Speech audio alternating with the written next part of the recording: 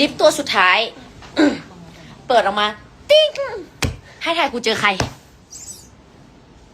อยู่ใน BTS อะอยู่ใน BTS อะเรื่องเจอ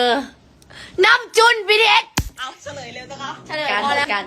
น้ำจุนเปิดลิฟต์มาติ้งเดินออกมาปึ้ง ไอ้หน่วยมีคนเรียกไอ้หน่วย กูจะล่วง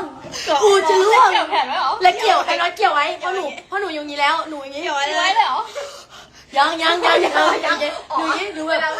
เกี่ยวไว้ ในหัวใจว่ากูขอถ่ายรูปได้ไหมแต่ว่าไม่เป็นไรหน่วยไม่ขอถ่ายรูปไม่เอาหน่วยทำให้ดีที่สุดไม่เป็นไรหน่วย